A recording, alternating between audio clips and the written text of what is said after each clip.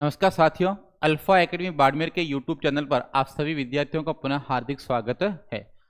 साधारण ब्याज की श्रृंखला चल रही है जिसके अंदर वीडियो 4 लेकर आपके सामने हाजिर हुआ हूं। तो आओ शुरुआत करते हैं। आज का पहला प्रश्न है, कोई धन साधारण ब्याज की एक विशेष दर पर 2 वर्ष के लिए उधार है दिया गया है। यदि ब्याज की दर 1% आपके पास में वार्षिक अधिक होती तो इससे 240 रुपये अधिक आय होती, तो आपके पास में मूलधन कितना है।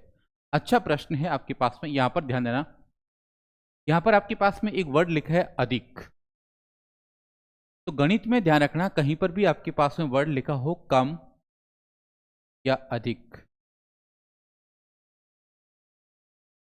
गणित के अंदर कम या अधिक का मतलब होता है आपके पास में अंतर या डिफरेंस।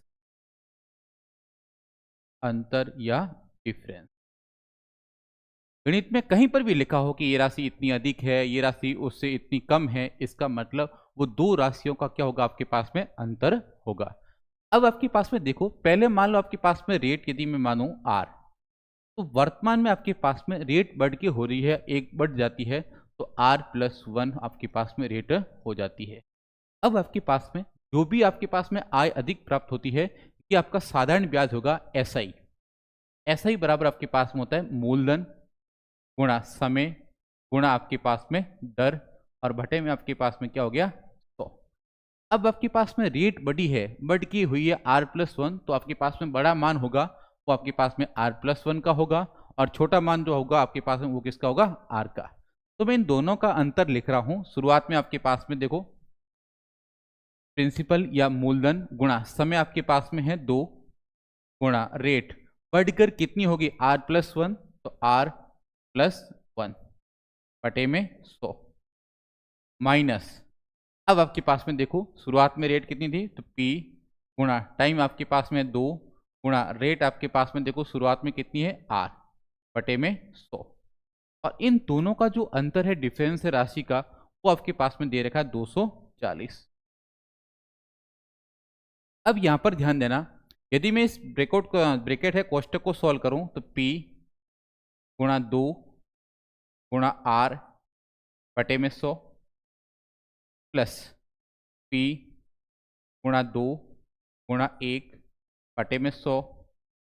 ठीक है, एक पूरा कोष्टक सॉल्व किया आपस के पास में, क्योंकि आपके पास में P और गुणा 2 है, इसका एक बार इसके साथ में गुणा होगा, अगली बार इसके साथ में गुणा होगा, माइनस P गुणा 2 गुणा R बटे में 100। इनका जो अंतर आपके पास में है ये 240 रुपये है। अब यहाँ पर ध्यान देना, ये आपके पास में प्लस का है और ये आपके पास में किसका है, माइनस का है। जो आपके पास में शेष रहा है, यहाँ पर ध्यान देना, P का मतलब आपके पास में प्रिंसिपल या मूलधन है, प्रिंसिपल या आपके पास में मूलधन है, और यहाँ पर आपके पास में 2 है, ये आपके पास में ध्यान रखना समय है, क्योंकि यहां पर ध्यान दो 2 वर्ष के लिए, इसका मतलब ये 2 क्या है, समय है। और जो आपके पास में 1 है, ये आपके पास में बढ़ी हुई रेट है, ठीक है, दर है, और सामने 240 रुपये क्या है, आय अधिक है, बढ़ा हुआ SI है आपके पास में, बढ़ा हुआ SI साधारण ब्याज है। तो पूरा कोष्टक सॉल्व करने के बाद में केवल आपके पास में ये पद ही बचा है। तो यदि एग्जाम में ऐसे सॉल्व करोगे तो आपके पास में ज़्यादा समय लगेगा। तो यहाँ से मैं एक कॉन्सेप्ट निकाल रहा हूँ आपके पास में, कि आपके पास में जो भी राशि अधिक प्राप्त हो रही है वो आपका पास में SI है, उसको आपके पास में बढ़ा हुआ SI मान लो, बढ़ा हुआ SI, कि जो राशि बढ़ी है वो आपके पास में साधारण ब्याज होगी। अब आपके पास में प्रिंसिपल ज्ञात करना है, मूलधन। तो मूलधन आपके पास में बराबर होता है कि साधारण ब्याज SI गुणा 100 बटे में आपके पास में समय और गुणा दर। अब यहां पर देखो, साधारण ब्याज कितना बढ़ा आपके पास में, 240। प्रश्न में आपके पास में दिया हुआ है 240, तो SI का मान आपके पास में हो गया 240 गुणा 100 बटे में समय आपके पास में कितना है, 2 वर्ष है, समय 2 वर्ष है, गुणा अब आपके पास में रेट का मतलब कितनी बड़ी है रेट, तो आपके पास में 1% बढ़ी है तो आपके पास में रेट का मान आ जाएगा 1। अब काट लो आपके पास में 120, 120 गुणा 100 तो आपके पास में आ जाएगा 12,000 रुपये। आपका करेक्ट आंसर निकल के आ गया 12,000 रुपये, विकल्प डी। तो उम्मीद कर रहा हूं कि आपको समझ में आया होगा। अच्छा प्रश्न है। आज के बाद में क्या करोगे, यदि कभी भी ऐसा आपको प्रश्न दिखे कि रेट इतनी बढ़ जाती है जिससे आपके पास में इतनी आय अधिक होती है, तो वहां पर आपके पास में समय तो 2 वर्ष मान लेना, बढ़ी हुई रेट है उसको दर मान लेना आपके पास में, और साधारण ब्याज का मान कितना मानोगे, जितनी राशि आपको अधिक प्राप्त होती है वो आपका क्या हो जाएगा, साधारण ब्याज हो जाएगा। ध्यान रखना आपके पास में। तो सीधा फॉर्मूला लगा देना कि मूलधन बराबर आपके पास में साधारण ब्याज। तो साधारण ब्याज कितना अधिक प्राप्त होता है, 240। ऐसा ही का मान 240 रख देना गुणा 100 बटे में टाइम आपके पास में 2 है और रेट कितनी बढ़ गई है, तो 1 बढ़ गई है, तो रेट का मान रख देना। आपके पास में सीधा का सीधा आंसर आ जाएगा। प्रश्न केवल 10 सेकंड के अंदर आपके पास में सॉल्व हो जाएगा। तो उम्मीद कर रहा हूं कि आपको समझ में आया होगा। आप सभी विद्यार्थी अगला प्रश्न सॉल्व करने की कोशिश करो। अगला प्रश्न सेम है आपके पास में, इसी कॉन्सेप्ट पर आधारित है। तो अब मैं सीधा आपके पास में शॉर्टकट लगाऊंगा, आप सभी कोशिश करो।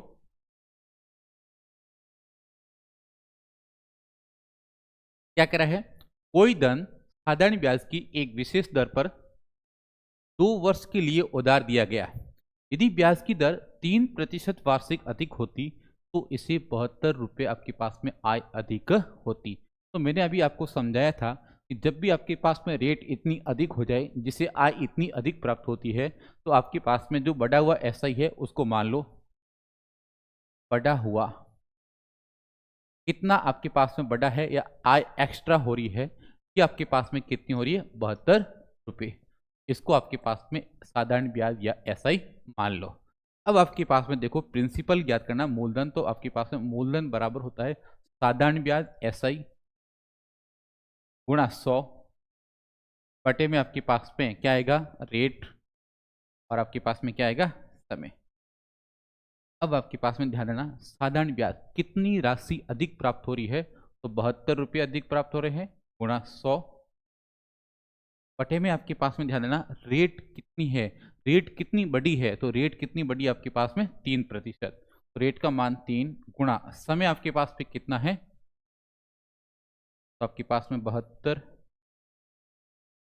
तो बटे में 3 गुणा 2 आपके पास में देगा। अब काट दो आपके पास में 1 2, तो आपके पास में मान आ जाएगा 1200 रुपये। इसका मतलब आपके पास में मूलधन है निकल के आ गया है 1200 रुपये। उम्मीद कर रहा हूं कि आप प्रश्न अब जल्दी सोल्व कर पाओगे, क्योंकि ये जो अपने पिछला प्रश्न किया था उसमें अपने रेट को बढ़ा के माना था, तो फिर वापस आपने जो पद कैंसिल किया है तो लास्ट में केवल आपके पास में ये एक ही पद बचा है। तो आज की बात में क्या करोगे, कहीं पर भी ऐसा लिखा हो कि रेट बढ़ जाती है इससे आय अधिक प्राप्त होती है, तो जो बढ़ा हुआ मान है उसको ऐसा ही मान लो, और जो बढ़ी हुई रेट है उसको आपके पास में क्या कर लो, रेट मान लो, और सीधा फॉर्मूले में मान रख दो। आपका आंसर आ जाएगा केवल 10 सेकंड के। तो उम्मीद कर रहा हूं कि आप सभी को समझ में आया होगा। अगला प्रश्न आप खुद सॉल्व करने की कोशिश करो।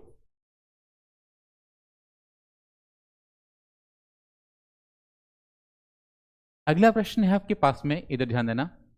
आप सभी है प्रश्न को एक बार पढ़ो और प्रश्न को पढ़ने के बाद में सॉल्व करने की कोशिश भी करो। तो आप सभी है प्रश्न को पढ़िए।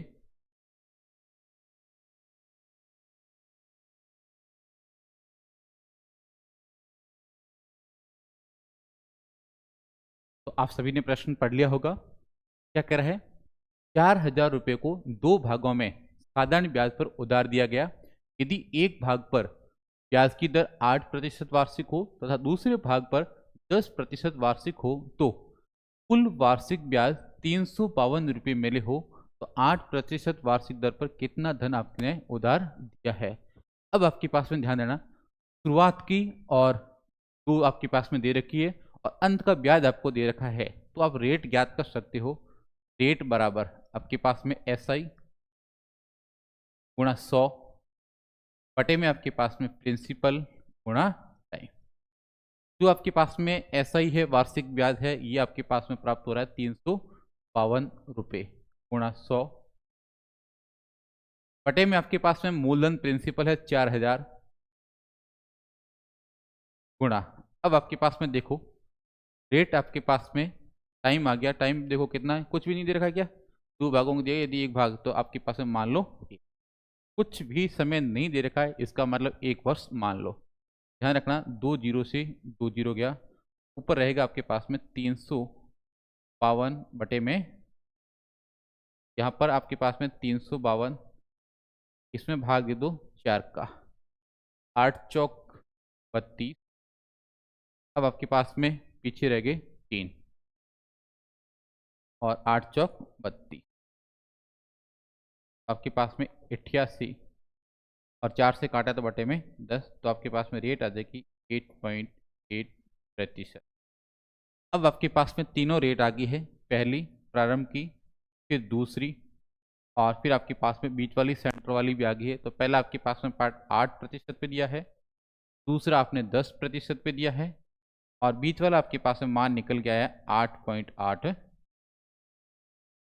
तो सीधा मैंने क्या किया है, मिश्रण या एलिगेशन लगाया है यहाँ पर। तो अब बड़ा कौन है आपके पास में, 8 और 8.8, बड़ा कौन है 8.8, तो 8.8 में से ये आपके पास में 8 घटाओ तो आपके पास में रह जाएगा 0.8।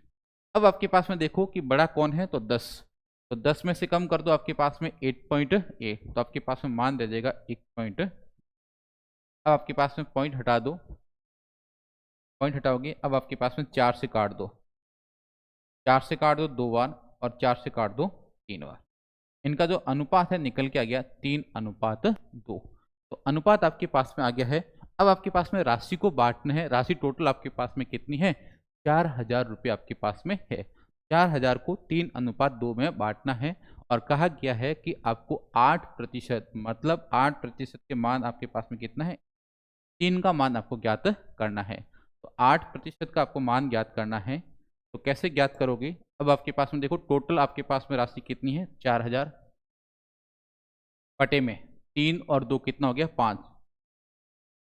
गुणा, अब आपके पास में पहला भाग ज्ञात करना 8%, तो इसका मान आपके पास में निकल के आ गया 3। अब सॉल्व कर लो, 5 से काट दो, 8 पंजे 40, 800 गुणा 3, 8 3 24, मान निकल के आ गया 2400 रुपये। उम्मीद कर रहा हूं कि आपको प्रश्न समझ में आया होगा। मैंने क्या किया है कि 2 रेट आपके पास में दे रखी थी और तीसरी रेट मैंने ज्ञात की है। तीसरी रेट कैसे ज्ञात की कि आपको साधारण ब्याज दे रखा है, तो आपके पास में रेट बराबर आपके पास में होता है कि साधारण ब्याज गुणा 100 बटे में आपके पास में मूलधन और गुणा समय। जैसे ही मान रखोगे 352 गुणा 100 बटे में प्रिंसिपल मूलधन आपके पास में कितना है 4000 और समय कुछ भी नहीं दे रखा है तो 1 मान लो। जैसे ही सॉल्व करोगे आपके पास में रेट निकल के आ गई है 8.8%। अब आपके पास में इनका अनुपात आ गया है, तो आपके पास में राशि को आप बांट सकते हो। ऐसा ही प्रश्न अगला है, आप सॉल्व करने की कोशिश करो। अगला प्रश्न आपके पास में राजस्थान एलडीसी के अंदर आया हुआ है, आप सभी इसको सॉल्व करने की कोशिश करो।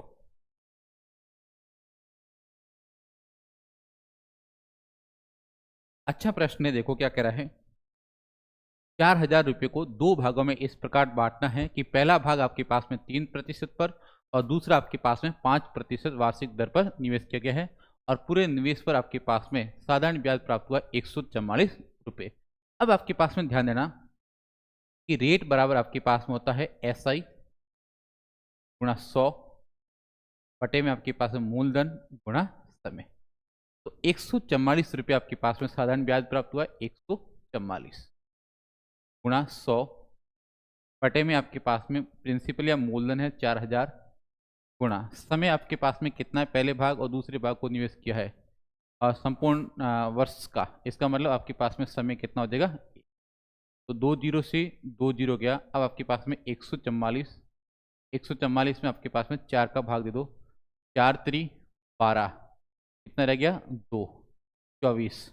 अब आपके पास में देखो 4 का भाग वापस दो, तो 6 चौक 24, 6 चौक 24 आपके पास में है 36 बार पूरा भाग जाएगा। तो आपके पास में 4 से आपने काट दिया है, तो ऊपर तो रहेगा 36 बटे में रहेगा आपके पास में 10, तो आपके पास में रेट निकल के आ जाएगी 3% उम्मीद कर रहा हूँ आप सभी को ये समझ में आया होगा।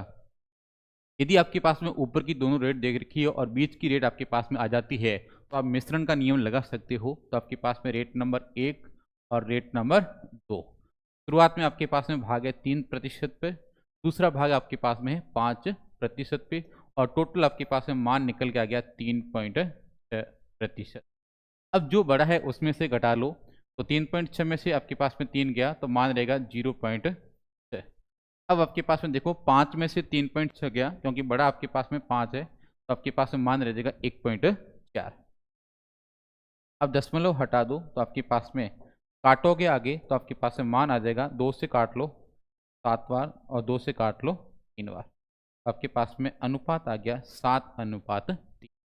अब आपके पास में 4000 की जो राशि है इसको 7:3 में बांटनी है और आपके पास में पहला भाग याद करना है। पहला भाग आपके पास में मान है 7, पहला भाग, अब पहला भाग आपको ज्ञात करना है। तो ध्यान रखना टोटल राशि आपके पास में 4000 है, बटे में टोटल मान अनुपातों का 7 और 3 कितना हो जाएगा 10, और गुणा आपके पास में ज्ञात करना है पहला भाग। तो पहला भाग आपके पास में कितना है 7, दो 1 जीरो से 1 जीरो गया, 7 चौक 28 और 2, इसका मतलब आपके पास में करेक्ट आंसर होगा 2800 रुपये। उम्मीद कर रहा हूँ आप सभी को समझ में आया होगा। यहाँ पर आपके पास में करेक्ट आंसर आपके पास में कितना आएगा 2800 रुपये। तो उम्मीद कर रहा हूँ कि आप सभी को प्रश्न है समझ में आया होगा। अगला प्रश्न आप खुद सॉल्व करने की कोशिश करो।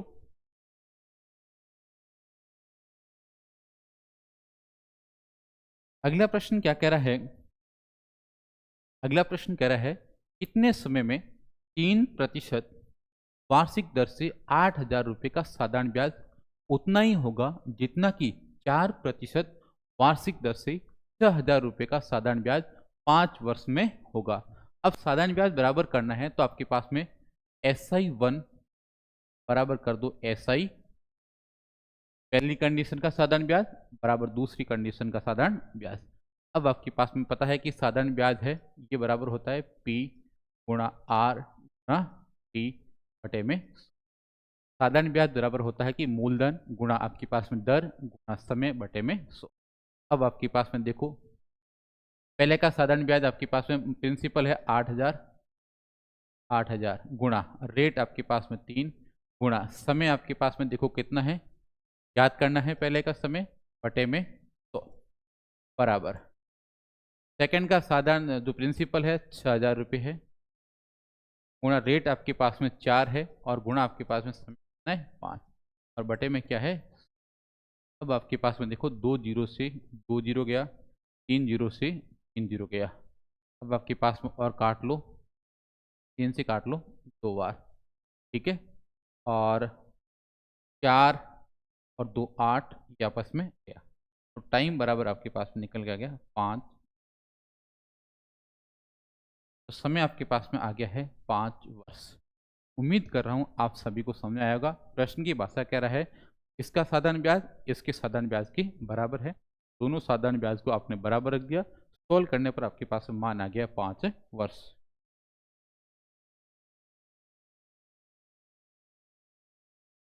अगला प्रश्न आप खुद सॉल्व करने की कोशिश करो।